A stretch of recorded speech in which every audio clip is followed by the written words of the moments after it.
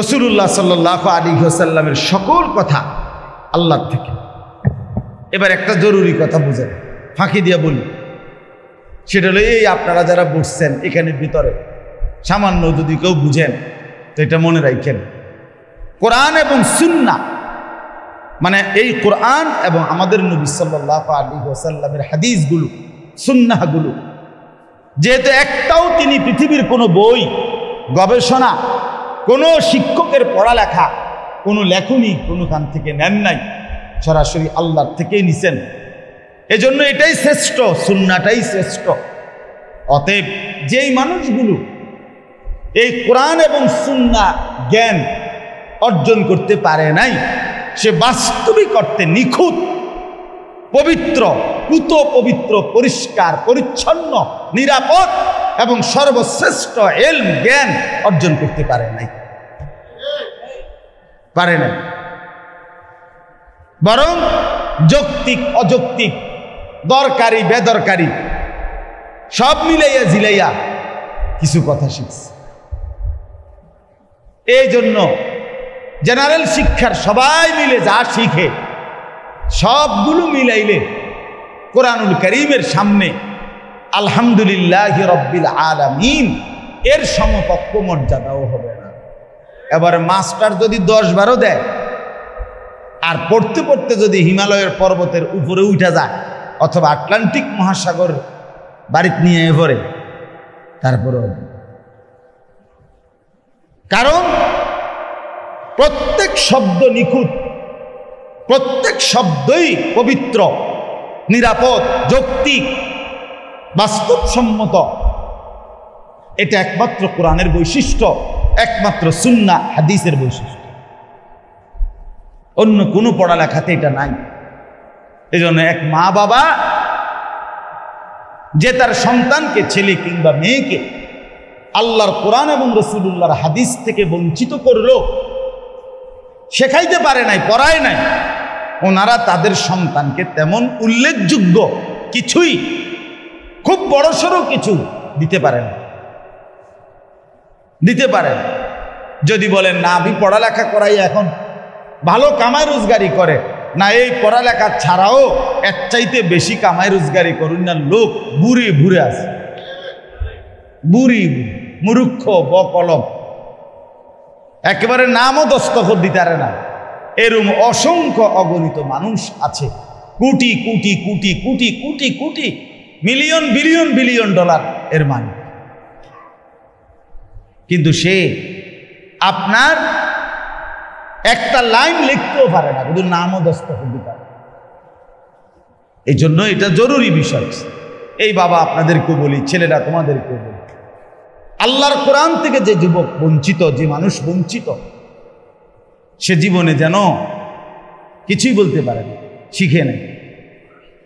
আমি তো প্রায় বলি, আরবরা, আপনারা জানেন আরবরা যারা আরবি ভাষা বলে, যারা তারা প্রাচীন যুগে আরবরা অন্যদেরকে, যারা আরবি বলতে পারে না, আরবি ভাষা বলে না, অন্যদেরকে তারা বলতো আজমি। এখনো তো আজম বলে। আজম মানে কি? বুবা। আজম মানে কি? মূলত বুবা বলে। হ্যাঁ, আল আজমা জুরহুহা জুবারুন, এটা হাদিসের মধ্যে আছে। অর্থাৎ যে প্রাণী বুবা, গরু, ছাগল, যে কোনটার গুতা দেয় আরেকটারে, কোনো অসুবিধা নাই। হ্যাঁ, এই আজম, আজম মানে কি? বুবা। মূলত আরবরা আরবি ভাষা যে বলতে পারে না তারা আজম বলে, আজমি বলে। এ বুবা মূলত, এ তো কথাই জানে না, এ তো জীবনে কথা বলার কোনো মজাই পায় নাই, কথাই বলতে পারে। তো এইটা তারা বলতো। ঠিক একরকম যদি চিন্তা করেন, একজন মুসলমান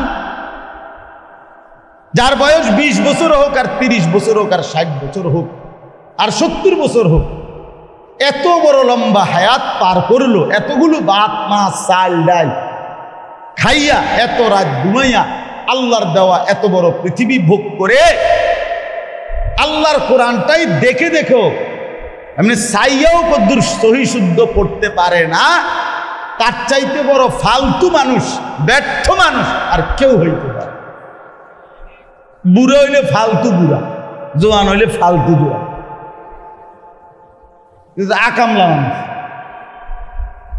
একেবারেই আকামলা মানুষ, একদমই আকামলা মানুষ। আবার দিয়ে আসলে কোনো কামে হয়েছে না, খাইছে, ঘুমাইছে, টয়লেটে গেছে, বাথরুমে গেছে, বন খাইছে, বিড়ি খাইছে, চা খাইছে, বুট পুরি খাইছে, গপ মারছে লম্বা লম্বা, খালাস। দুনিয়া বুঝছে এটাই জীবন মানে, জীবন মানে নিজের এবং পরিবারের ভাত মাছ। পৃথিবীর মানেই হলো আমি এবং আমার জিফুতের ঘর, বিল্ডিং, দালান, এই এই ফাঙ্গাস তেলাপিয়া, এটার নাম জিন্দগি। ধন্যবাদ কাঁচামরিচ, ক্ষীরা, টমাটো, দুন্দুল, করলা, এরই নাম জীবন। হ্যাঁ হ্যাঁ, সে এটাই বুঝছে, সেটাই বুঝছে। এই জন্য এটুকু খাবারের আয়োজনের জন্য সামান্য 2-4টা ফার্নিচার, সব মিলাইয়া ফার্নিচার হবে না 2 লাখ টাকা। এই সামান্য কদ্দুর ঘর আসবাব ঠিকঠাক করার জন্য, রাখার জন্য এই পুরা হায়াত শেষ, পুরা হায়াত। না ঠিক মতো 2 রাকাত নামাজ পড়তে পারে, না আল্লাহর কোরআনটা সহি শুদ্ধ পড়তে পারে। ওফ, এর চাইতে বড় আফসুস আর কি হতো, এর চাইতে বড় দুর্ভাগ্য ওই মুসলমানের জন্য আর কি হতো। হাসরের ময়দানে এই মানুষগুলো ফেল ফেল করে তাকায় থাকে আর কপাল করে, আহা কি করে, আহা কি করে। আমাদের নবী সাল্লাল্লাহু আলাইহি ওয়াসাল্লামের 10টি গুণ, বৈশিষ্ট্য এখানে আল্লাহ তাআলা উল্লেখ করছে এই আয়াত, মোট 10টা গুণ। আর বলছেন এই 10 গুণে গুণান্বিত যেই নবী আমার, তার আনুগত্য করতে হবে তোমাকে। আর পরে 4টি করণীয় বলছেন আমাদের, নবীজির প্রতি আমাদের দায়িত্ব কি, করণীয় কি, এরকম কাজ বলছেন আমাদের 4টা। তাহলে নবীজির বৈশিষ্ট্য বললেন কয়টা? 10টা। আমাদের করণীয় বললেন কয়টা? 4টা। এরপরে এই বলে আমাদের করণীয় শেষ করে সর্বশেষ কথা এই আয়াতে আছে, শেষ কথা আল্লাহ বলছেন উলাইকা হুমুল মুফলিহুন। এই উপরোক্ত 4টি গুণ নবীজির প্রতি যারা দেখাবে, 4টি দায়িত্ব আদায় করবে, তো আল্লাহ তাআলা বলেন এই মানুষগুলোই সফল কাম, কৃতকার্য, মানে জান্নাত। সুবহান।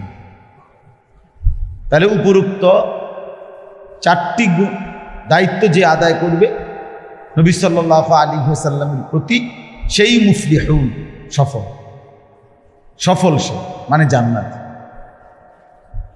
কোরআন এবং সুন্নাহর ভাষায় জান্নাত পাওয়া ব্যতীত অন্য কোনো কিছুর প্রাপ্তিতে সফলতা হয় না। এটা একটা গুরুত্বপূর্ণ কথা মনে রাখবে। পৃথিবী যদি কেউ, গোটা পৃথিবীটা, 7টা মহাদেশ, সব কিছু 10-12 পায়, তবু সে সফল না, সফল না। কারণ এগুলো একটাও স্থায়ী না এবং সে নিজেও স্থায়ী না। মাটির এই পৃথিবীতে সব কিছুই ধ্বংসশীল। তাইলে যেহেতু সব কিছুই চলেই যাবে, হাতছাড়া হয়েই যাবে, অতএব এটা সফলতা হইতে পারে না। এটা দেখতে দেখতে মিলায়া যায়। এই জন্য প্রকৃত সফলতা হলো একটাই, সেটা হলো জান্নাত, জাহান্নাম থেকে বাঁচা। কোরআনুল কারীমের মধ্যে স্পষ্ট আল্লাহ তাআলা বলছেন ফামান যুহজিহা আনিন নার ওয়া উদখিলাল জান্নাতা ফাকাদ ফাজ। এই যে আল্লাহ তাআলা বলেন হাসরের ময়দানে যাকে জাহান্নাম থেকে মুক্তি দেয়া হবে এবং জান্নাতে প্রবেশ করানো হবে, ফাকাদ ফাজা, সেই কেবল সফল হলো, সেই কামিয়াব হলো, সেই কৃতকার্য হলো। তাহলে এই আয়াত দ্বারা স্পষ্ট যে সফলতা মানে জান্নাত পাওয়া, সফলতা মানে জাহান্নাম থেকে বাঁচা। কথা বুঝছেন? সজাগ আছেন আপনারা? কথা বলে তবে তো হুঁ হাঁ করেন না। ঘটনাটা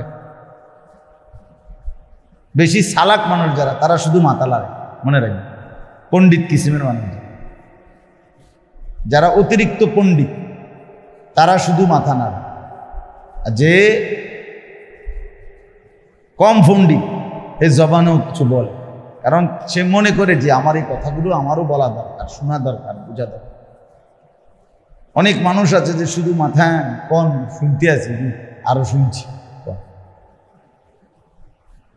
এর বহুত কথা আমরা শুনি, বুঝছেন? অনেক এই জন্য হু হা করলে ভালো। তাইলে আমরা এটাই বললাম। কি বলতেছিলাম? জি, সফল। জান্নাত পাওয়া মানেই একমাত্র সফলতা, অন্য কিছুতেই কোনো সফলতা নাই। ওমাল হায়াতুদ দুনিয়া ইল্লা মাতাউল গুরুর। আল্লাহ তাআলা বলেন, দুনিয়ার জীবন বান্দা, সে তো তুমি নিশ্চিত শুনে নাও, এটা ধোঁকা, এটা সফলতা না। মাতাউল গুরুর, দুনিয়ার সকল কিছু ধোঁকার সামান, ধোঁকার পণ্য, ধোঁকার আসবাব, ধোঁকা। অর্থাৎ এত সুন্দর বার্নিশ, নিখুঁত বার্নিশ, 1 বছর পরে আবার যাচ্ছে তাই। এত চমৎকার ফুটফুটে সুন্দর নাদুস নুদুস যুবক জওয়ান চেহারা, 30 বছরের ব্যবধানে আবার বুড়া। অর্থাৎ সব কিছুই এখানে পরিবর্তনশীল।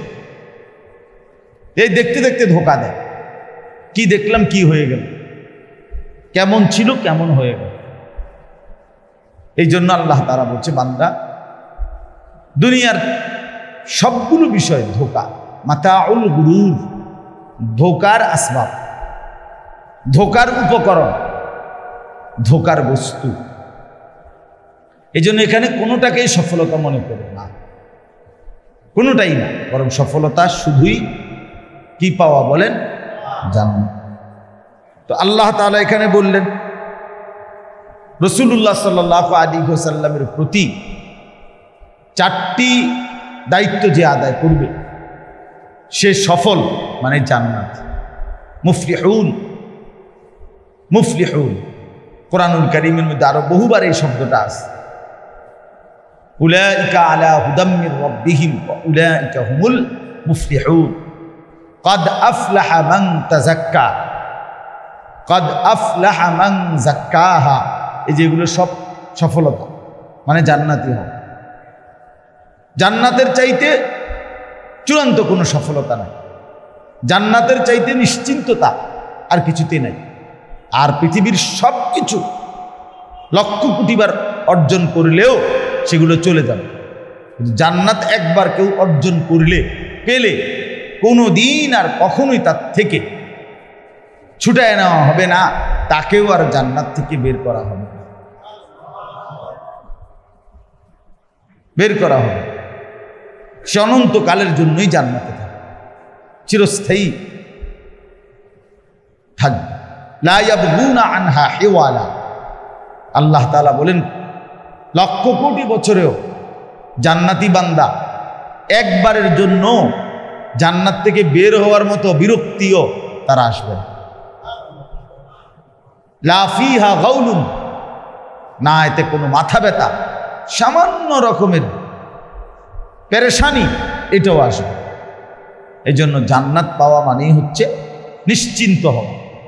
কোরআন শরীফে আছে, বান্দা যখন জান্নাতে ঢুকবে তখনই সে বলবে, ওয়াকালুল হামদুলিল্লাহিল্লাযী আযহাবা আন্নাল হাযান ইন্না রাব্বানা লাগাফুরুন শাকুর।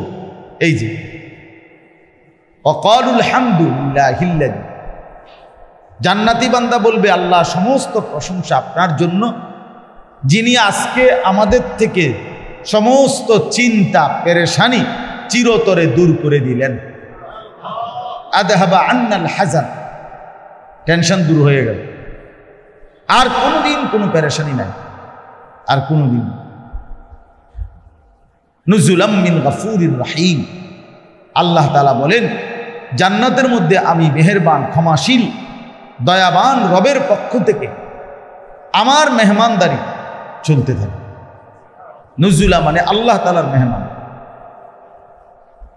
আল্লাহ তাআলার মেহমানদারি মানে তাফসীরের মধ্যে আছে আল্লাহ তাআলার মেহমানদারি মানে হলো বান্দা যা চাইবে তা তো মিলেই যাবে, বরং আল্লাহ তাআলা তার কাছ থেকে অতিরিক্ত অগণিত কোটি কোটি জান্নাতের নিয়ামত দান করবে। লাহুম মা ইয়াশাউনা ফিহা ওয়া লাদাইনা মাজিদ। আল্লাহ বলেন আমার বান্দা জান্নাতে যা চাইবে তাও দেয়া হবে, আর আমি আল্লাহর কাছে আরো আছে সেগুলোও দেয়া হবে। এই জন্য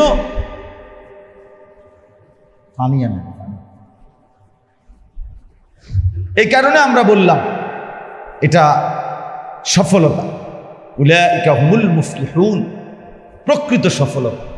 এবং এটাই সফলতা, এটাই বাস্তবতা, এটাই নিশ্চিন্ততা, দুনিয়া অর্জন না বরং জান্নাত পাওয়া।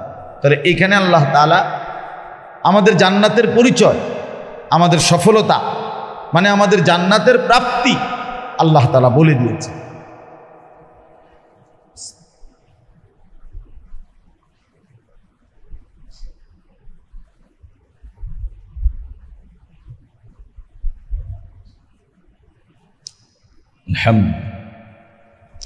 এখন তাহলে আসেন আমরা শুনি। তাহলে আমি দুইটা কথা বললাম, একটা হলো নবীজি সাল্লাল্লাহু আলাইহি ওয়াসাল্লামের 10টি সিফাত, গুণ, বৈশিষ্ট্য এখানে আল্লাহ উল্লেখ করছে। আর 2 নম্বর হলো আমাদের 4টি করণীয় কি করছেন উল্লেখ করছে। আর শেষ করছেন এই কথা বলে এই 4টি দায়িত্ব তোমরা আদায় করলে নবীর প্রতি তোমরা সফল মানে জান্নাত। চলেন এবার এই গুণগুলো নবী সাল্লাল্লাহু আলাইহি ওয়াসাল্লামের যে 10টি সিফাত আল্লাহ তাআলা উল্লেখ করছেন এগুলো এবার শুনেন। আল্লাযীনা ইয়াত্তাবিউনা, যারা অনুসরণ করবে কাকে? এই 10 গুণে গুণান্বিত আমার বন্ধুকে আল্লাহ বলতেছে। আর কি মূলত এখানে পরে আমি মিলে বলবো আবার কথাটা। তাই প্রথম কথা হলো 10 গুণে গুণান্বিত আমার নবীকে যারা কি করবে অনুসরণ করবে। এখন 10 গুণ কি কি? আর রাসূলা, 1 নাম্বার হলো তিনি রাসূল। তিনি কি রাসূল। এই আমাদের প্রিয় নবী সাল্লাল্লাহু আলাইহি ওয়াসাল্লামের প্রথম বৈশিষ্ট্য তিনি রাসূল। কুল ইয়া আইয়ুহান নাস ইন্নী রাসূলুল্লাহি ইলাইকুম জামিআ। হে নবী আপনি বলেন জগৎবাসী আমি তোমাদের সকলের জন্য আল্লাহর রাসূল। ইন্নী রাসূলুল্লাহ। কোরআনুল কারীম আল্লাহ তাআলা বহুভাবে নবীজিকে বলছেন আপনি রাসূল। ইয়া আইয়ুহার রাসূল বাল্লিগ মা উনজিলা ইলাইকা মির রাব্বিক। রাসূল বলে ডাক দিয়েছে। এরপরের শব্দ হলো দ্বিতীয় সিফাত আন-নাবিয়্যা, তিনি নবী। তিনি রাসূলও, তিনি নবীও, তিনি রাসূলও। এখানে একটু কথা শুধু বোঝেন, সাইয়্যিদুনা আদম আলাইহিস সালাম থেকে নিয়ে আমাদের নবী সাল্লাল্লাহু আলাইহি ওয়াসাল্লাম পর্যন্ত আল্লাহ তাআলা মানুষের হেদায়েতের জন্য, মানুষকে আল্লাহর পথ দেখানোর জন্য, মানুষকে জাহান্নামের রাস্তা থেকে ফিরাইয়া জান্নাতের রাস্তায় পৌঁছাবার জন্য, আল্লাহর ইবাদত আল্লাহর বন্দিগি করানোর জন্য, শিরিক এবং কুফর থেকে বাঁচানোর জন্য আল্লাহ তাআলা যেই মানুষদেরকে মনোনীত করে এই পৃথিবীতে পাঠিয়েছেন তাদেরকেই বলা হয় নবী এবং রাসূল। তাদেরকে কি বলা হয়?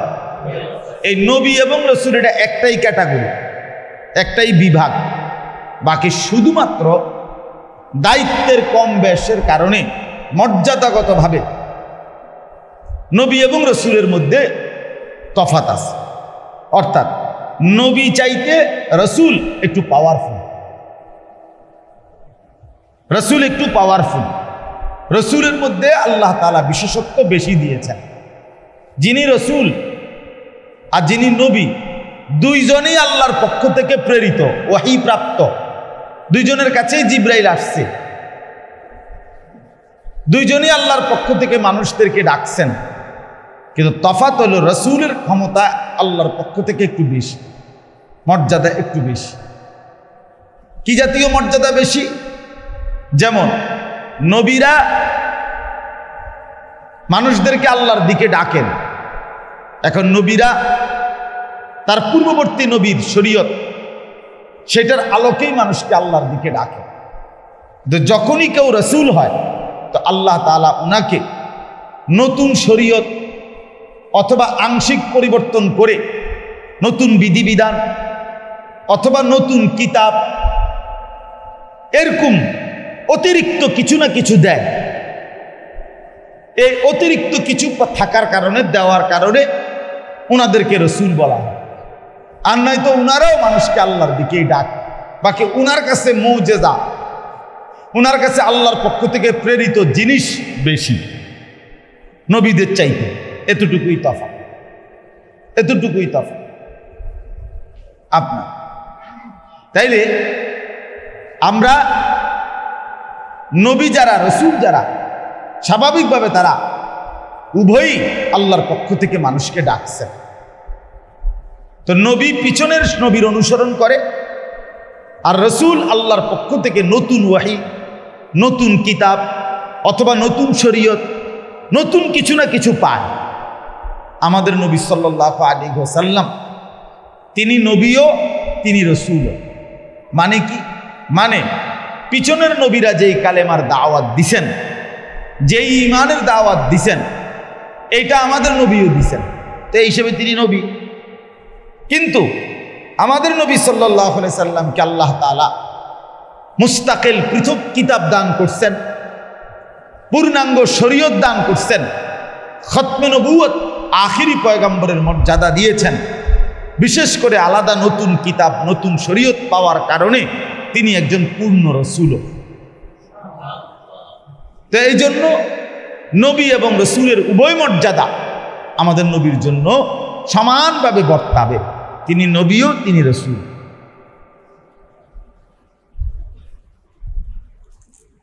এবার দেখেন 3 নম্বর গুণাবলী আল উম্মি। নবী সাল্লাল্লাহু আলাইহি ওয়াসাল্লামের 3য় নম্বর গুণ হলো তিনি ছিলেন উম্মি। তিনি ছিলেন কি? উম্মি। উম্মি মানে হলো দুনিয়াবি পড়ালেখাহীন, দুনিয়াবি যেই পড়ালেখা, অক্ষর জ্ঞান, দুনিয়াবি যেই লেখাপড়া, এইটা যার নাই তাকে বলে উম্মি। যে কোনো রকমের পড়ালেখা, যেই কোনো রকমের জ্ঞান নাই এটা না, দুনিয়াবি যেই পড়ালেখা, দুনিয়ায় নিজাম যেটা, যে লেখা শিখে, কারো কাছ থেকে পড়া শিখে, কোনো একজন শিক্ষকের মাধ্যমে লেখা এবং পড়া শিখে, এরপরে সে লিখতে পারে, বলতে পারে, বহু কিছু প্রকাশ করতে পারে। আমাদের নবী সাল্লাল্লাহু আলাইহি ওয়াসাল্লাম ছিলেন উম্মি, মানে হলো এই দুনিয়াবি পড়ালেখা থেকে মুক্ত। এই কথাটা একটু বুঝতে হবে, আগে এটা মনে রাখতে হবে, এটা আল্লাহ তাআলা বলছে, এটা নবীজির গুণ, এটা নবীজির গুণ। কাজে এটা মনে রাখতে হবে, এটা গুণ নবীজির জন্য। স্বাভাবিকভাবে আমরা বুঝি, আমাদের কিতাবের মধ্যে আমরা পড়ছি, কোনো কোনো বিষয় এমন আছে যে বিষয় কারো জন্য যদিও ত্রুটি, কিন্তু কারো জন্য সেটা প্রশংসনীয়। এটার উদাহরণ আছে, যেমন অহংকার। এটা আমাদের জন্য দোষ না গুণ? দোষ, স্পষ্টভাবে দোষ। মানুষের জন্য অহংকার করা এটা অবশ্যই ত্রুটি, দোষ, অপরাধ, অন্যায়।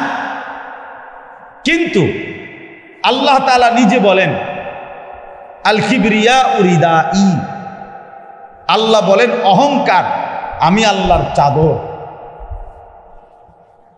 অর্থাৎ আল্লাহ তাআলা অহংকার করেন, আল্লাহ বলছেন। তাহলে এখন আল্লাহর জন্য সেই অহংকারটাই, যেটা আমাদের জন্য আমাদের দৃষ্টিভঙ্গিতে হারাম, কিন্তু আল্লাহ তাআলার জন্য সেটা দোষ নয়, বরং আল্লাহ তাআলার জন্য সেটা গুণ।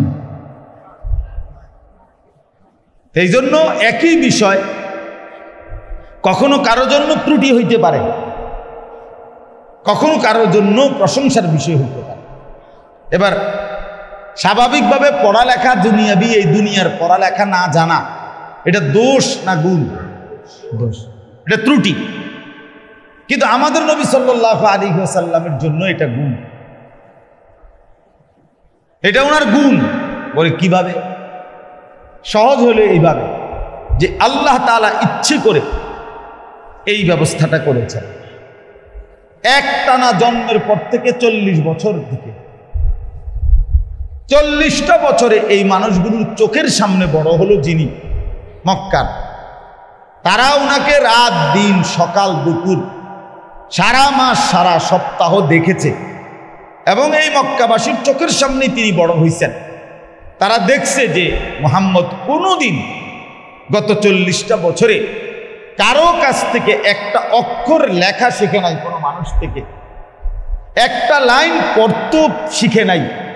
তাহলে না সে লিখতে জানে, না সে পড়তে জানে, কোনো অতিরিক্ত কারো কাছ থেকে, কোনো মানুষের কাছ থেকে, কোনো লাইব্রেরি থেকে, কোনো বুদ্ধিজীবীর কাছে, কোনো পণ্ডিতের কাছে, কোনো লেখকের কাছে তিনি কিছুই লিখলেন না, কিছুই পড়লেন না, কিছুই শিখলেন না। এই লোকটা যখন 40 বছর পরে হঠাৎ করে এমন কথা বলা শুরু করছে, যেই কথাগুলো এতটাই আশ্চর্য যে প্রতি শব্দই অসাধারণ, অবাক, এক বিন্দু জাররা কোনো ভুল, অশুদ্ধ, অযৌক্তিক, অবাস্তব, পাগলামি, মাতলামি অথবা এরকম কোনো প্রতিবন্ধিতা, এমন কিচ্ছু এটার মধ্যে বুঝাই যায় না, বরং একেবারে জলজ্জান্ত, সুন্দর, স্পষ্ট, চমৎকার, হৃদয়গ্রাহী, বাস্তবসম্মত, যৌক্তিক কথা। এটা নিশ্চিত অবাক না হয়ে পারা যায় এটা। তা আল্লাহ তাআলা বুঝাইলেন 40টা বছর আমার বন্ধু কারো কাছ থেকে একটা লাইন শিখে নাই, অথচ এখন সে জ্ঞানের সবচেয়ে উঁচা কথা, জ্ঞানের উন্নত কথাগুলো বলতেছে। অতএব এই কথাগুলো যে কোনো কারো বিবেকে বুঝাও যাবে যে এগুলো পাগলামি কথাও না, অবাস্তব অযৌক্তিক কথাও না, সব সুন্দর, যৌক্তিক, বাস্তবসম্মত কথা।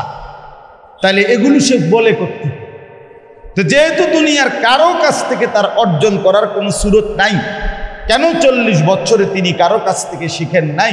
অতএব থেকে যায় এটাই কথা যে নিশ্চিত তিনি যেটা দাবি করতেছেন যে এগুলো আমি আল্লাহর পক্ষ থেকে বলতেছি, এটাই সঠিক কথা।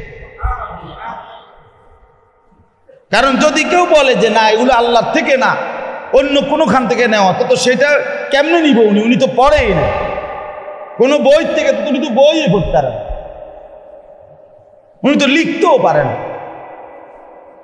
উনি নিজে নিজে রচনা করে এরপরে সাজাইছেন। না, এটা কেমনি সাজাইব? উনি তো লিখতেও পারেন, উনি তো কারো কোনো লেখা বই পড়তেও পারেন, উনি তো কারো কাছ থেকে কিছু পড়েও না।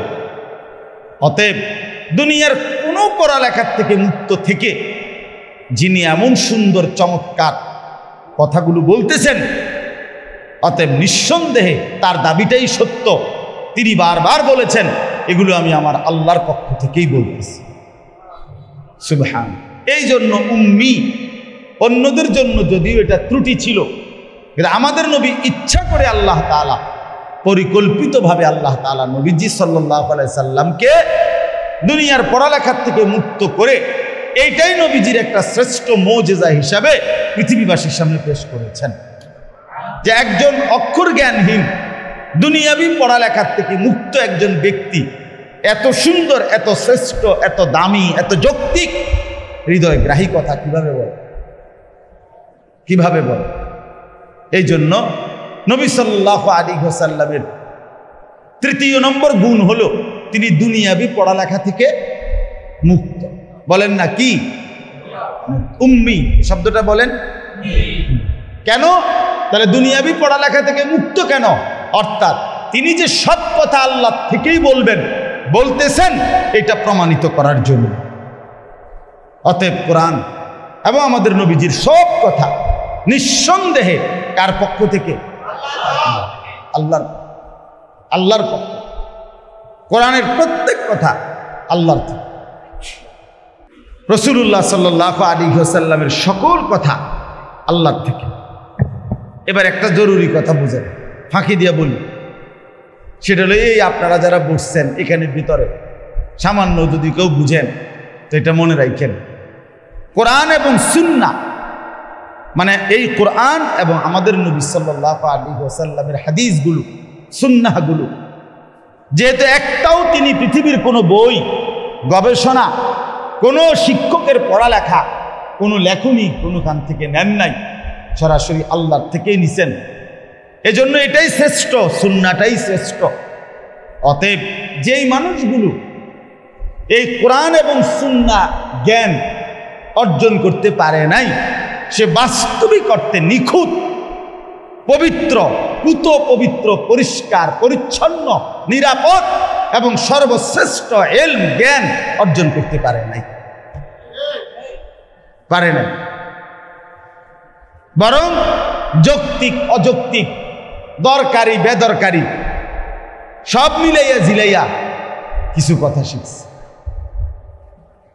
এই জন্য জেনারেল শিক্ষার সবাই মিলে যা শিখে সবগুলো মিলাইলে কোরআনুল কারীমের সামনে আলহামদুলিল্লাহি রাব্বিল আলামিন এর সমকক্ষ মর্যাদাও হবে না। এবার মাস্টার যদি 10-12 দেয় আর পড়তে পড়তে যদি হিমালয়ের পর্বতের উপরে উঠে যায় অথবা আটলান্টিক মহাসাগর বাড়িতে নিয়ে পড়ে, তারপরে কারণ প্রত্যেক শব্দ নিখুঁত, প্রত্যেক শব্দই পবিত্র, নিরাপদ, যৌক্তিক, বাস্তবসম্মত।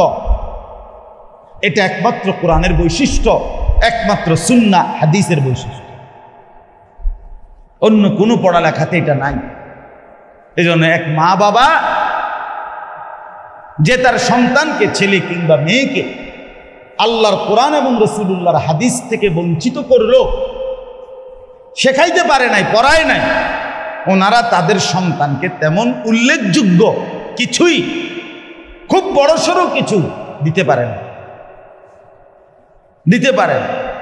যদি বলেন না আমি পড়ালেখা করাই এখন ভালো কামাই রোজগারি করে, না এই পড়ালেখা ছাড়াও এর চাইতে বেশি কামাই রোজগারি করুন না লোক বুড়ি ঘুরে আছে, বুড়ি মূর্খ বকলম, একেবারে নামও দস্তখত দিতে পারে না, এরম অসংখ্য অগণিত মানুষ আছে। Crore crore crore crore crore crore million billion billion dollar এর মালিক, কিন্তু সে আপনার একটা লাইন লিখতেও পারে না, শুধু নামও দস্তখত দিতে পারে।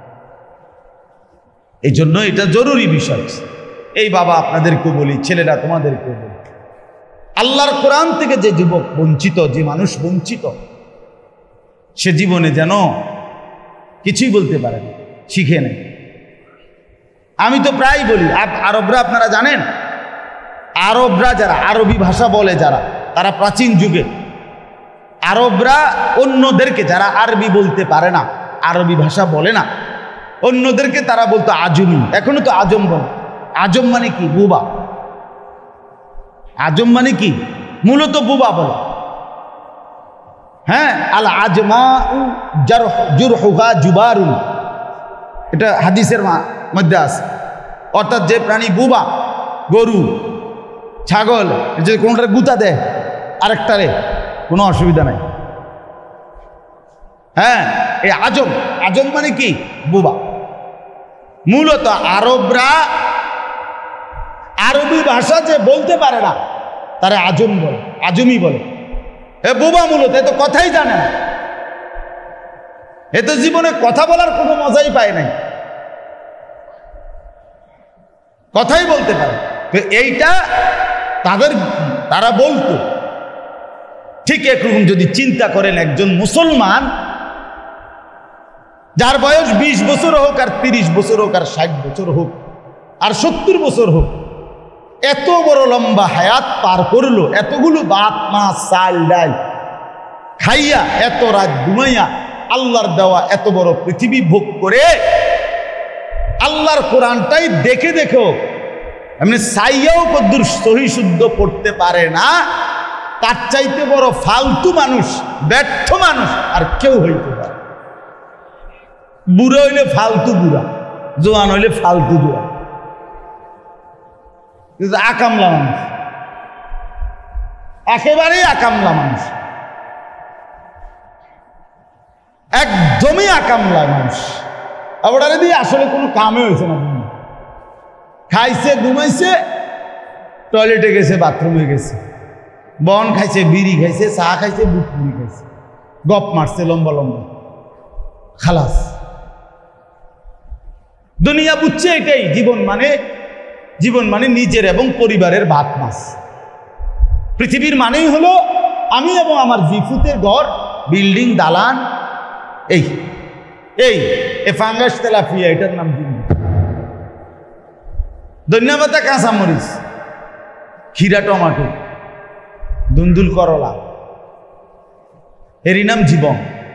হ্যাঁ হ্যাঁ, সে এটাই বুঝছে, সেটাই বুঝছে। এই জন্য এটুকু খাবারের আয়োজনের জন্য সামান্য 2-4টা ফার্নিচার, সব মিলাইয়া ফার্নিচারের পুরো 2 লাখ টাকা, এই সামান্য কদ্দুর ঘর আসবাব ঠিকঠাক করার জন্য, রাখার জন্য এই পুরা হায়াত শেষ। পুরা হায়াত না ঠিক মতো 2 রাকাত নামাজ পড়তে পারে, না আল্লাহর কোরআনটা সহি শুদ্ধ পড়তে পারে। ওফ, এর চাইতে বড় আফসুস আর কি হতো, এর চাইতে বড় দুর্ভাগ্য ওই মুসলমানের জন্য আর কি হতো। হাসরের ময়দানে এই মানুষগুলো ফেল ফেল করে তাকায় থাকে আর কপাল করে, আহা কি করে, আহা কি করে, আহা কি, ইয়া লাইতানা আতা'নাল্লাহ ওয়া আতা'নার রাসূলা। হায় আফসোস যদি আল্লাহ এবং রাসূলের আনুগত্য করতাম। ইয়া লাইতানি ইত্তাখাযতু মা'আর রাসূলি সাবিলা। হাসরের ময়দানে বলবে, হায় আফসোস যদি রাসূলদের পথ ধরতাম, যদি আল্লাহর প্রিয় বান্দাদের রাস্তা ধরতাম, কত না ভালো হতো। অথচ মানুষ তার কাজ বন্টন করে। আপনি চিন্তা করে দেখেন, কোনো মানুষই সারাদিন দোয়ানদারি করে না, আবার কোনো মানুষই সারাদিন ভাত খায় না, কোনো মানুষই সারাদিন কোনো হিসাব করে না। মানুষ তার কাজকে কি করে, বন্টন করে, করে কিনা বলেন। আমি নাস্তা করবো এই টাইমে, একটু বিশ্রাম করবো এই সময়ে, দুপুরে খানাটা খাবো এই টাইমে। প্রত্যেক মানুষই একেবারে বেকুবক, তেও তো তার কাজের একটা কি করে, বন্টন করে, ভাগ করে, ভাগ। ব্যবসা এতক্ষণ, জিফুতের লেগে সময় দেবো এতক্ষণ, ঘুমামো এতক্ষণ, যত বেচা কিনেই হোক। এই জন্য বুঝি মানুষে 48 ঘন্টা টানা দোকান খোলা রাখে, সারাক্ষণ বেচা কিনা করে, মানুষ জিরায় না, বিশ্রাম করে না। কথা বলেন না, বিশ্রাম করে কিনা বলে? তাইলে প্রতিটা মানুষই তো আপনার তার কর্ম বন্টন করে, ভাগ করে, কাজটা, তার জীবনটাকে ভাগ করে, সময়টাকে ভাগ করে। তো তাহলে এই ভাগের মধ্যে নিজের কোরআন শিখার জন্য, নামাজ শিখার জন্য, আখিরাত শিখার জন্য আধা ঘন্টার সময়, 1 ঘন্টার সময় ভাগ করলে ক্ষতিটা কি ছিল? এটা তো একটা সহজ হিসাব। এটাকে যদি সে কাজ মনে করত তো ঠিকই শিখত। আখিরাতকে যদি প্রয়োজন মনে করত তো ঠিকই শিখত। আসলে মনে করে বহু মুসলমান, আমার এটা শক্ত কথা আর কি, কিন্তু বাস্তবতা হলো বহু মুসলমান, মুরব্বীও, বয়স্ক লোক, কলিজার ভিতরে যদি আপনি খুললা দেখেন তো দেখবেন কলিজার ভিতরে আখিরাত নাই, নাই নাই। বলে তো নামাজ পড়ে আর দাদা কইছে বানতাম দান, বানতে আছি ওদা দান, দাদাই কইছে বানতাম দান, বানতে আছি কি দান? ওদা দান মানে বিজা দান। ওদা বোঝেন না? বিজা দান। বিজা দান বান নাইলে মানে ঢেকিতে ইয়া করলে আপনার কোনোদিনও বিজা দানের থেকে চাইল আলাদা হয় না। ভিজা ধান থেকে চাউল আলাদা হয় না। আগে ধান কি করতে হয়? শুকাইতে হয়, এরপরে ডেকির তলে দিতে হবে।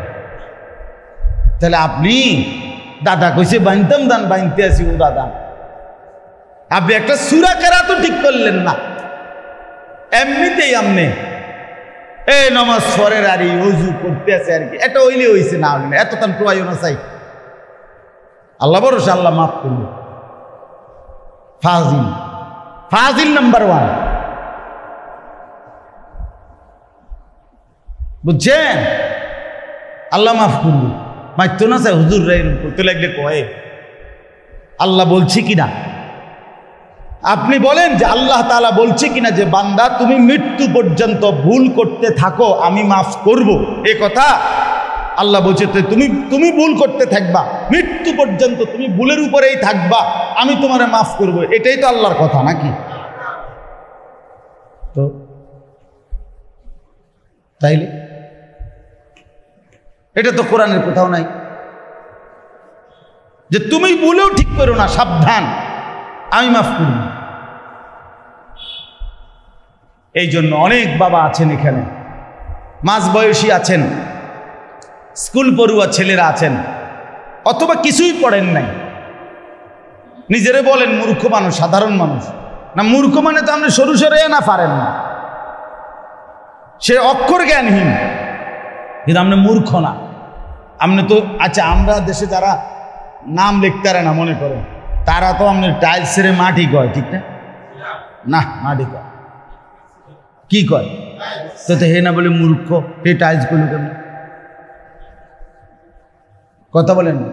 যে পড়ালেখা করে নাই, প্রাইমারি স্কুলেও ক্লাস 1ও পড়ে নাই, হে তো বেডারে বেডি কয়, ঠিক না?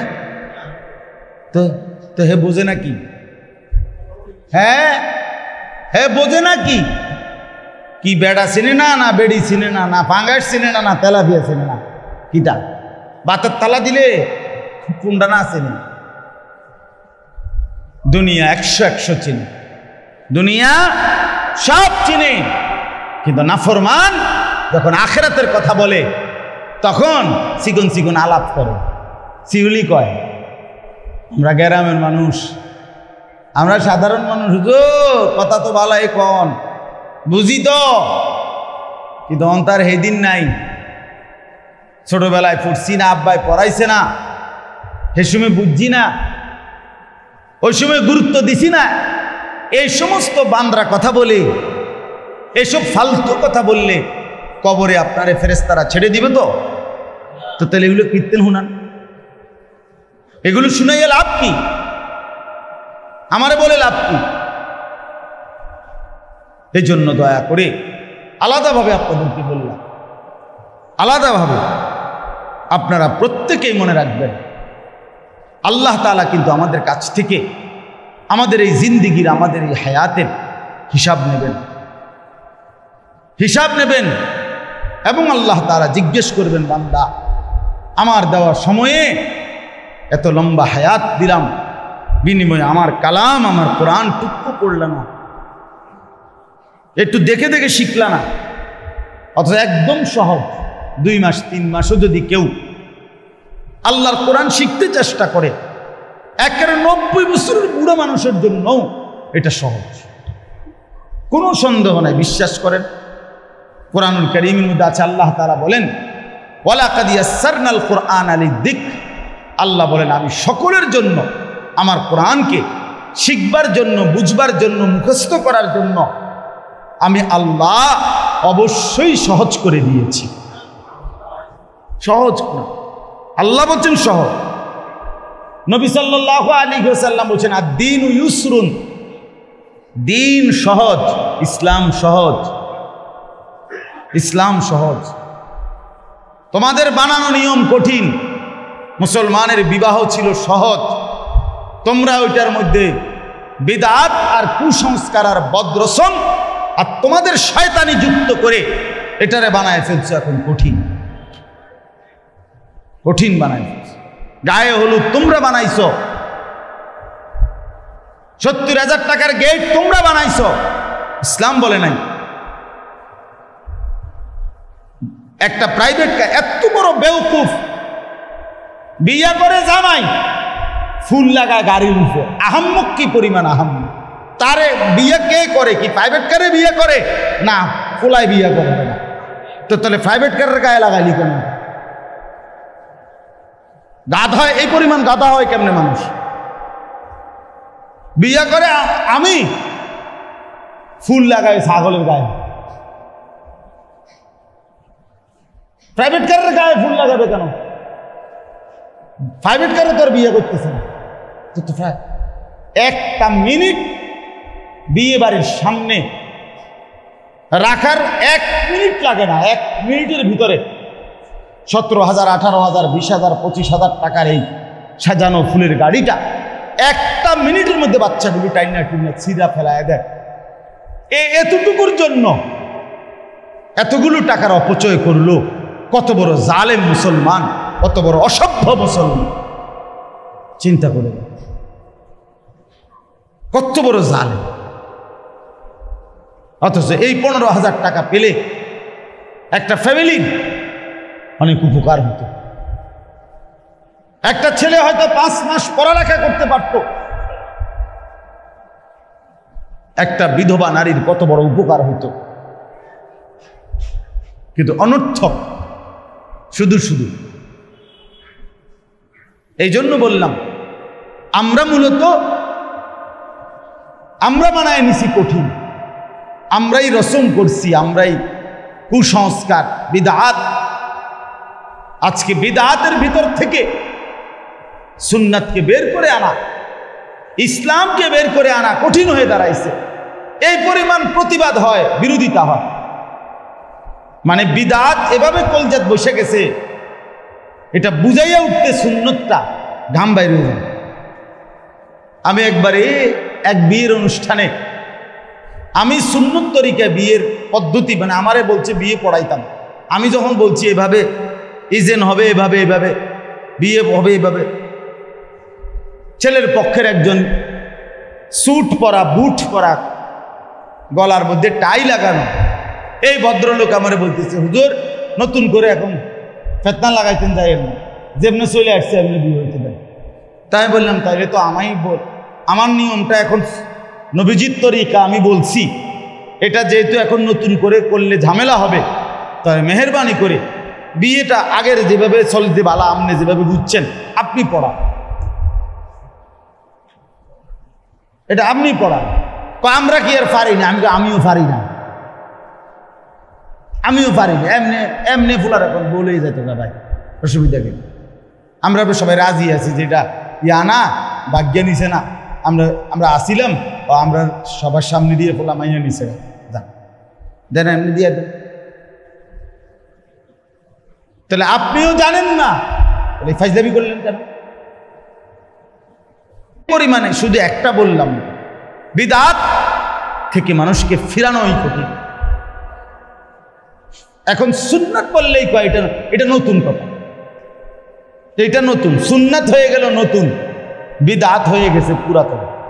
অথচ সুন্নাত নবীজি সাল্লাল্লাহু আলাইহি সাল্লামের তরিকা তো ছিল আগে, 1450 বছর আগে যেটা, আর মনে করেন 100 বছর আগের যেটা, তো কোনটা নতুন কোনটা পুরাতন? 1450 বছর আগেরটা পুরাতন না, তো তাহলে পুরাতন তো হবে নবীজিরটা, নতুন হবে মানুষের বানানোটা। এখন মানুষের বানানোটা হয়ে গেছে পুরাতন, নবীজির তরিকা বললে কয় নতুন কিছু বললেন। এই হলো আমাদের দুরবস্থা। এই জন্য বললাম, আল্লাহ তাআলা বুঝাইলেন কোরআন এবং সুন্নাহ আমি আল্লাহ এমন নিখুঁত এলেম দিয়েছি যে এর মধ্যে এক বিন্দু পৃথিবীর কোনো মানুষের ছোঁয়া, স্পর্শ, একটা অক্ষরের দাগ, একটা জের জবরও কোনো মানুষের তৈরিকৃত বানানোকৃত বলুন না এটার মধ্যে ঢুকতে দেই নাই।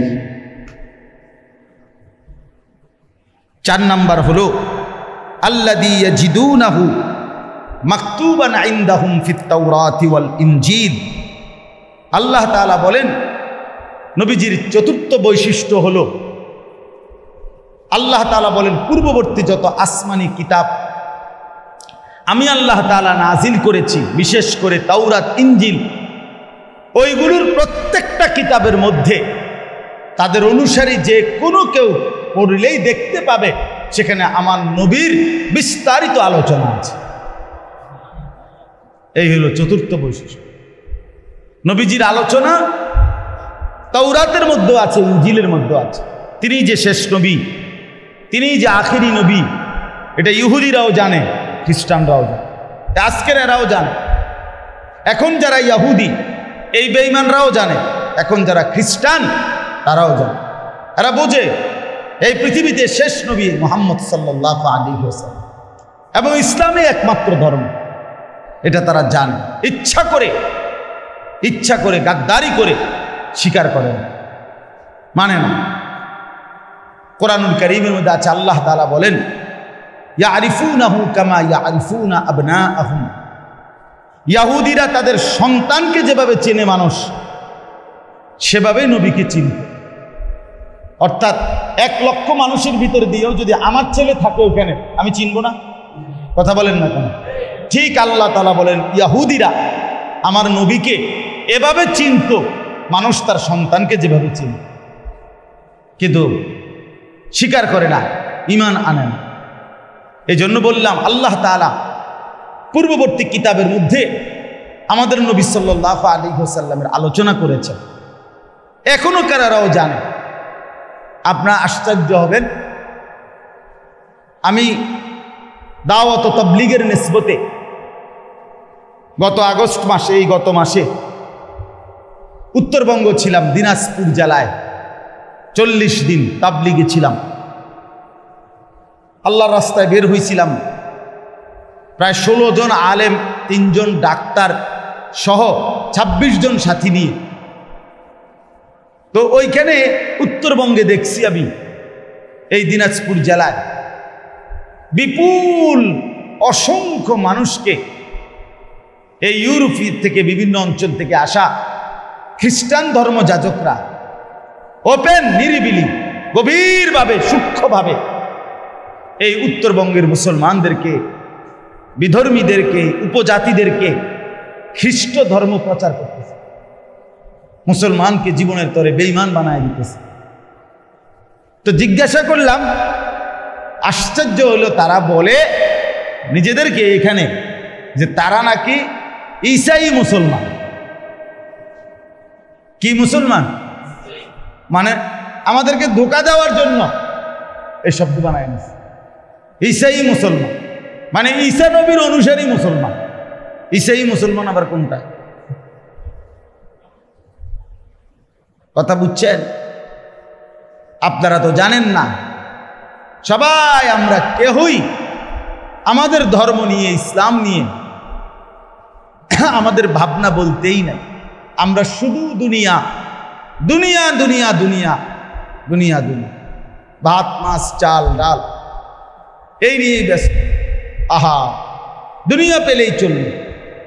নিজ নিজ সন্তানকে বুক ফুলাইয়া গর্বের সাথে খ্রিস্টানের দেশে পাঠাইয়া দিয়া কি সুখে ভাত খাইতেছে, কি রঙের বুদ্ধি উড়াইতেছে। ছেলে আমার ইউরোপ থাকে, আমার জীবনের সফলতা, সার্থকতা, আমার সন্তান ইউরোপ থাকে, টাকা আসতেছে, বাজার করতেছে, বিল্ডিং করতেছে, ঘর দুয়ার, ফার্নিচার, গহনা অলংকার, মহিলা বাজারে বাজারে ঘুরতেছে, বাহ। কিন্তু প্রশ্ন হলো, সন্তানের ঈমান আখিরাত এই নিয়ে ভাববে কে ভাববে? বড় আফসোস। প্রতিনিয়ত আমরা এখন দেখি মুসলমানের মা বাবা এতটাই বেখবর, গাফেল, এরা বোঝেই না যে একটা মুসলমান ছেলে মেয়ের প্রতি, আমার ছেলে মেয়ের প্রতি আমার দায়িত্বটা কি। এই কথাটাই মুসলমান জানে না। মুসলমান জানে এটাই আমার দায়িত্ব, একটাই, মেয়ে হলে খাবাইয়া লোয়াইয়া বিয়া দাও, ছেলে হইলে তারে একটু বড় হইলে দেশের একটা পারি, বিদেশের একটা পারি, কোনো একটা কামাই রোজগারি উপার্জনের একটা কাজে লাগায় দাও, খালাস। ছেলেটাকে যদি একটা কামাই রোজগারের লাইনে লাগাইতে পারি, আর মেয়েটাকে যদি পয়সাওয়ালা জামাই চাইয়া বিয়া দিতে পারি, আমার দায়িত্ব শেষ, আমার জিম্মাদারি শেষ। অথচ তো ওই ছেলেটার নামাজ, মেয়েটার পর্দা, এগুলো কার দায়িত্ব? করে এগুলো জিনদের দায়িত্ব, ঠিক না? হ্যাঁ হ্যাঁ, এগুলো জিন সম্প্রদায়ের দায়িত্ব, জিনদের দায়িত্ব। আপনার মেয়েরে পর্দানসীন বানাবে জিনেরা এসে, আপনার ছেলেরে ফজরের নামাজের জন্য তুলে দিবে জিন আইসা, জিন ভূতে ভূতে উঠেবে, দৈত্য দানব দেও করি আইসা তার উঠে। মা বাপ উঠানোর দরকার, কারণ মা বাবার এটা দায়িত্ব না। মা বাবার দায়িত্ব হইল বিদেশ যাবি নি তাহলে কিস্তিতে টাকা নিয়া, সুদে টাকা নিয়া বাপু দুইজনে জাহান্নামী হইয়া তোরে বিদেশ পাঠান, বিদেশ যাবি নি কম। এটা হলো আমার নামাজ, এটা তোর বিষয়। বিদেশ যাবে নি কম, এটা হলো মেন। এই হলো আমাদের বুঝ। আফসুস, এটা এত ভোলা কেমনি মুসলমান ভুলে গেল, এত আত্মভোলা কেন হয়ে গেল? তো বললাম, আল্লাহ তাআলা বলেন আসমানি পূর্ববর্তী কিতাবগুলোর মধ্যেও আমাদের নবীর আলোচনা কি আছে? আছে। তিনি সার্বজনীন নবী, তিনি সমস্ত কিতাবে ওনার আলোচনা বিস্তারিত আছে। এরকম তারিখের কিতাবে অনেক ঘটনা আছে। হযরত আবু বকর সিদ্দিক রাদিয়াল্লাহু তাআলা আনহু ইসলাম পূর্ব যুগে একটা স্বপ্ন দেখছিলেন। এক খ্রিস্টান পাদ্রীকে স্বপ্নের ব্যাখ্যা জিজ্ঞেস করছিলেন। তখন হযরত আবু বকর সিদ্দিক রাদিয়াল্লাহু তাআলা আনহুকে ওই পাদ্রী আখিরি নবী সাল্লাল্লাহু আলাইহি ওয়াসাল্লামের কথা, এই ইসলাম পূর্ব যুগেই নবীজির কথা, নাম ধাম, এগুলো হযরত আবু বকর সিদ্দিককে শুনাইছিলেন। হযরত ওমর রাদিয়াল্লাহু তাআলা আনহুকে একবার ব্যবসার উদ্দেশ্যে এক সিরিয়া বা শাম দেশে এক খ্রিস্টান পাদ্রী দেখছে। দেখা উনাকেও আখিরি জামানার নবী, মক্কা কুরাইশ ইসলামের কথা, আখিরি জামানার নবীর কথা ওমরকেও শুনাইছে। এটা কিতাবে আছে, অনেক এরকম বর্ণনা আছে, কোরআন শরীফে আছে। যালিকা মাসালুহুম ফিত তাওরাতি ওয়াল ইনজিল। আল্লাহ তাআলা বলেন, আমার নবীর আলোচনা না, শুধু আমার বন্ধুর সাহাবীদের আলোচনাও তাওরাত ইনজিল পূর্ব কিতাবের মধ্যে আছে, পূর্বের কিতাবের মধ্যে আছে। এরপরে দেখেন 5 নাম্বার, ইয়ামুরুহুম বিল মা'রুফ। নবী সাল্লাল্লাহু আলাইহি ওয়াসাল্লামের 5ম নম্বর বৈশিষ্ট্য হলো তিনি সমস্ত নেক কাজের আদেশ করে থাকেন। ওয়ায়ানহাহুম আনিল মুনকার। 6 নম্বর, তিনি সমস্ত গুনার কাজ থেকে নিষেধ করে থাকেন। তাহলে নবীজি নেক কাজের আদেশ করতেন, গুনার কাজের নিষেধ করতেন। তাহলে যে এই দায়িত্ব আদায় করে না, সে নবীর অনুসারী হলো কেমন? সে নবীর সুপারিশ পাবে কেমন? যে তার স্ত্রীকে কমপক্ষে নামাজের কথা বলে না, মেয়েটারে কমপক্ষে পর্দার থেকে অনুরোধ করে না, বেপর্দার থেকে ফেরাবার চেষ্টা করে না, এই অপদার্থ মা বাপ দিয়া হবেটা কি? এই অপদার্থ দিয়া হবেটা কি? আমি বুঝি না এগুলো। 365 দিনে একটা বছরে এবড়ার ঘরে এবড়ার ফুজি কোনোদিন ফজরের নামাজ পড়ে না, এই বেকুব বেটা বলবে এনে ভাত খায়, বন খায়, চা খায়, পান খায়, বিড়ি খায়, গপ মারে, যে মনে হয় যেন এক এক গপ গিয়ে আমেরিকাত ফরে গিয়ে। হ্যাঁ মাশাআল্লাহ, লম্বা লম্বা সিহুলি কর, এন থেকে গফের লগে গিয়ে আমেরিকা সাইড করে। এবড়ার গফের ঠেলা। আরে রাখ বেড়া, আমি কই বেড়া, আমার জিগাইছি নি, মানে হেবড়ারে জিগাইছি। দেখছেন আপনি চা দোকানের শিক্ষার শুনলেন করে কি এক একজন? বিড়ির গন্ধে কাছে যাওয়া যায় না, দুর্গন্ধ। হেবড়া বুদ্ধি দেয় গিয়ে আমেরিকা। ছেলে নামাজ পড়ে না, মেয়ে নামাজ পড়ে না, ঘরে আল্লাহ নাই, খোদা নাই, আখেরাত নাই, বেড়া বেড়ি সব দি টেলিভিশন চায় ঘরে বয়ে বইয়া সারা রাত সারাদিন এবারা বিয়া গপ মারে। এবার আবার অনেক আছে এরকম যে হুজুরদের বদনাম করে। এই উনি বিড়ি খাইতে খাইতে কয় যে হুজুরদেরও চলাফেরা তো অনেক সমস্যা। মানে কি সমস্যা? আমদের মতো হয় না গায়ে, এই জন্য নাকি বলেন না আউযুবিল্লাহ। অথচ আল্লাহর নবীর বৈশিষ্ট্য এটা, তিনি নেক কাজের আদেশ করতেন, গুনার কাজের নিষেধ করতেন। বাবা শুনেন, শক্ত হইল যে ঘরে তার পুরুষ তার স্ত্রী সন্তানকে নামাজের কথা বলে না, হারাম ছেড়ে দেওয়ার কথা বলে না, খোদার কসম ওই মা বাপ হাসরের ময়দানে আল্লাহর কাঠগড়ায় দাঁড়াইতে হবে, জাহান্নামের আগুনে পুড়তেই হবে। মনে রাখ, এত সোজা না। হাসরের ময়দানে বাতের থালার হিসাব নিবে না, সেজদার হিসাব নিবে। সেজদা, সেজদা,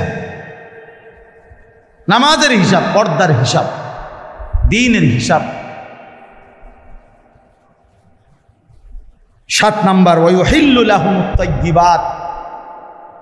আল্লাহ তাআলা বলেন নবীজির 7ম বৈশিষ্ট্য হলো 7 নম্বর, যত কিছু পবিত্র উত্তম তা তিনি হালাল করে থাকেন। তিনি তা কি করেছেন? হালাল করেছেন আল্লাহর পক্ষ থেকে। 8 নাম্বার ওয়ায়ুহাররিমু আলাইহিমুল খাবাইসা। যত কিছু খবিস অপবিত্র তা তিনি হারাম করেছেন। এজন্য নবীজি হালাল যা করেছেন তাই হালাল আল্লাহর পক্ষ থেকে। নবীজি যা হালাল বলে হারাম বলেছেন তাই কি? আরেকটা হলো যা কিছু হালাল তা পবিত্র, যা কিছু হারাম তা খবিস। তা কি? এই যে এখানে আছে খাবাইস, খবিস। এই জন্য মদ এটা খবিস, এই জন্য মদখোর এটা খবিস, জুয়ারি এটা খবিস, নেশা করে যে এটা খবিস, জেনা করে যে এটা খবিস, সুদ খায় যে এটা খবিস। খবিস, খবিস, খবিস এটা হারাম করে, অসভ্য এটা, নির্লজ্জ এটা, বেহায়া। খবিস এটা সমস্ত সুদখোর খবিস, সমস্ত কিস্তিখোর এগুলা খবিস, এগুলা হারাম। এগুলো যেটা হারাম এটা খবিস। আল্লাহ বলছে অভাব, সংসার চলে না। সংসার না চললে কখন চলবে না, কতক্ষণ চলবে না সেটা আসমানওয়ালা নাই, তখনও না বলতে পারবে যে সংসার চলবে না। আল্লাহ যদি বলে যে আমি অমুক সময় থাকবো না, তখনও না চিন্তা। আল্লাহ থাকলে আবার সংসার চলবে না কেন? আর অভাব, অভাব খেলে কি? সুখ দুঃখ আনন্দ বেদনা, সচ্ছলতা অসচ্ছলতা, অভাব, এটা তো মানুষের জীবনে পাল্টাপাল্টি। এক মানুষ কি সারা জীবন হাসে? কথা কয় না। এক মানুষ কি সারা জীবন কাঁদে? তো তার অসুবিধা কি? অসুবিধা কি? হারামের কোন সুযোগ নেই। মোমেন মরে যাবে প্রয়োজন, কিন্তু হারাম খাবে না, কারণ হারাম খবিস। 9 নাম্বার ওয়ায়াদাউ আনহুম ইসরাহুম। আল্লাহ বলেন আমার নবী তার উম্মতের জন্য আমার কাছ থেকে অসংখ্য বিধান সহজ করে দিয়েছেন। আগে কঠিন ছিল, আগে অন্য নবীদের আমলে তিনি সহজ করে দিয়েছেন, সহজ করে দিয়েছেন। যেমন মুসা নবীর আমলে একটা অপরাধের কারণে শাস্তি দিছিল, আল্লাহ ফয়সালা দিছে কাপড়ের মধ্যে নাপাক লাগলে ওই কাপড়ের ওই জায়গাটা কাইটে লাইতে হবে, এরপরে ধুইতে হবে। এখন যদি এটা আমাদেরকেও রাখে হুকুম, কষ্ট হয়ে যাবে। তো আল্লাহ নবী সাল্লাল্লাহু আলাইহি সাল্লাম বলছেন উম্মত কাপড় কাটতে হবে না, বরং পবিত্র পানি দিয়ে 3 বার বিসমিল্লাহ বলে ধৌত করলেই কাপড়টা পবিত্র হয়ে যায়। তাহলে হুকুম তো আছে ঠিক, কিন্তু অপেক্ষাকৃত কি করে দিছে? আগে বনি ইসরাইলদের জন্য আল্লাহর একটা হুকুম ছিল যে প্রাণীর গোশত খাওয়া হালাল, ওই প্রাণীর চর্বি খাওয়া হারাম। চর্বিটা মানে গোশত খাইতে পারবে, কিন্তু কি খাইতে পারবে না। হ্যাঁ হ্যাঁ, এটাই বিধান। এখন গরুর গোশত তো খাইতে পারবে, কিন্তু চর্বি খাইতে পারবে না।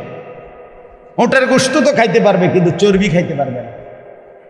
এখন ওই যে 10 নাম্বারটা, ওয়াল আগলাল আল্লাতী কানাত আলাইহিম, আল্লাহ বলেন যেটা একেবারে গলার বেড়ির মতো অসম্ভব ছিল বিধান, কোনোভাবে পারবে না বান্দা, আমার নবী আমার কাছ থেকে তার উম্মতের জন্য সেটা রহিত করে দিয়েছেন। আল্লাহর কাছ থেকে এটা একবারে রহিত করাই দিয়েছে, যে না ইয়া রব্বুল আলামিন আমার উম্মত পারতো না, ওই তো না।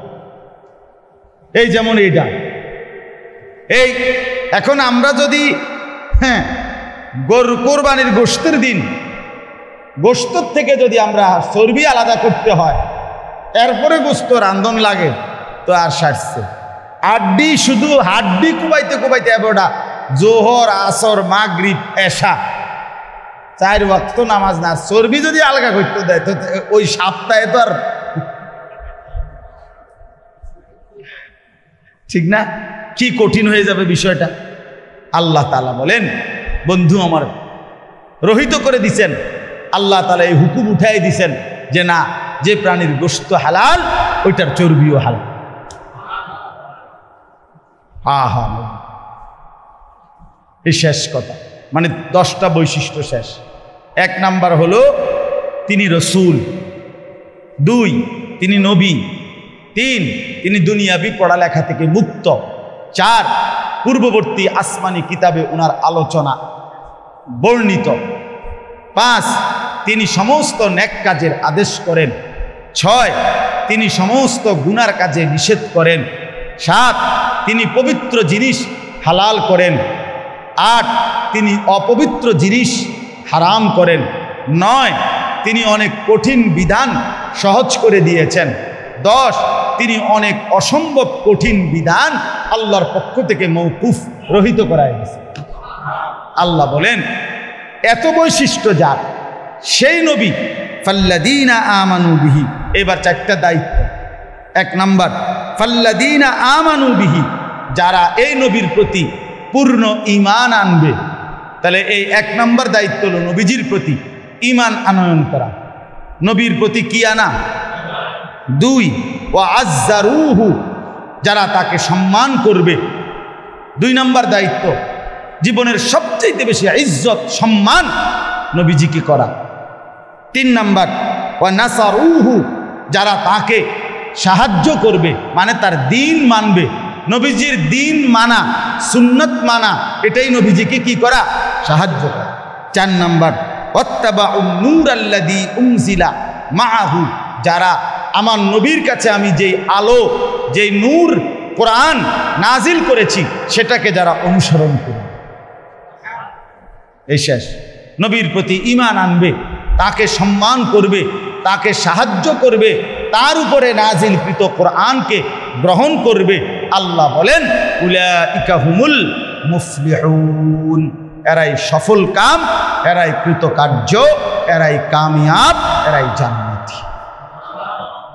অতএব আমার কথা শেষ, আপনারা মনে রাখবেন জান্নাত আপনার আমার মামুর বাড়িও না, হাসরের মাঠ আপনার চাচার শ্বশুর বাড়িও। আপনি যে বন খাইতে খাইতে যাইবেন গা, হ্যাঁ বেহেশত এটা বুট মুড়ির দোয়ান, এত ছোট্ট খাট্ট কিছু না। আপনি এটার এত খামখেয়ালি মনে করেন, এত খামখেয়ালি মনে করেন। আমরা অনেক মানুষ আছে মস্কারি মনে করছে আখেরাত একটা সাধারণ কিছু, জান্নাত কি একটা সামান্য জিনিস। আসলে মানে 2টা রুম আর একটা বারান্দা, এই রুম ছোট ছোট 2টা একটা ঘর, এটারই তো জান্নাত কয়, ঠিক নেই তো কি তা? তাইলে এত বড় বিস্তীর্ণ, এত মহান, এত বড় বিশাল জান্নাত যে আল্লাহ দান করবেন, তার জন্য প্রস্তুতি কোথায়? প্রস্তুতি কোথায়? নবী সাল্লাল্লাহু আলাইহি সাল্লামের সুন্নাত কোথায়? বলেন বাবারা, আজকে রবিউল আউয়াল মাসে এটা বলেন, আপনারা ইনসাফের সাথে বলেন। নবী সাল্লাল্লাহু আলাইহি ওয়াসাল্লামের ভালোবাসা নবীজির সাহায্য, নবীজিকে সম্মান, নবীজির অনুসরণ। আল্লাহ তো এটাই বলল, আল্লাযীনা ইয়াত্তাবিউনার রাসূলা। আর ওই লাস্টের শব্দ ওয়াত্তাবাউন নূরাল্লাযী উনজিলা মাআ, এভাবেও আছে তাফসিরে যে এই দুইটা মিলাইলে বুঝায় কোরআনের অনুসরণ এবং রাসূলের অনুসরণ। উলাইকা হুমুল মুফলিহুন, এরাই সফল।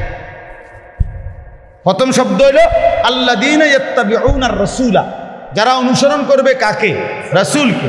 আর ওই লাস্টে হইল ওয়াত্তাবাউন নূরাল্লাযী উনজিলা মাআহু, এবং অনুসরণ করবে কোরআনকে। তাহলে কোরআন এবং রাসূল মানে কোরআন এবং সুন্নাহ, এই দুইটার অনুসরণ যারা করবে উলাইকা হুমুল মুফলিহুন, তারাই জান্নাত। তারাই কি বলেন না? জান্নাত বলে। এই জন্য দয়া করে মেহেরবানি করে আল্লাহর বাস্তে আমরা প্রত্যেকে ইনশাআল্লাহ হিম্মত করি রাসূলুল্লাহ সাল্লাল্লাহু আলাইহি ওয়াসাল্লামের এক এক সুন্নাতের উপরে জিন্দেগি আমরা উঠাবো। ঠিক আছে না ইনশাআল্লাহ?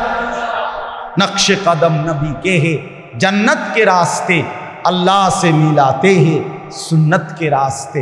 एजন্য রবিউল আউয়াল মাসে আমরা এটাই বলি, আমরা কওমি মাদ্রাসার আলেম, দেওবন্দি ধারার আলেম, সাফ কথা আমরা সব সময় বলে আসছি, আজও বলবো, ইনশাআল্লাহ আমাদের জেনারেশন কিয়ামত পর্যন্ত বলবে এটাই, যে নবীজির ভালোবাসা, নবীজির ইশক, নবীজির মহব্বত একমাত্র নবীজির সুন্নাতের অনুসরণের মধ্যেই নিহিত, সুন্নাতের অনুসরণের মধ্যেই নিহিত।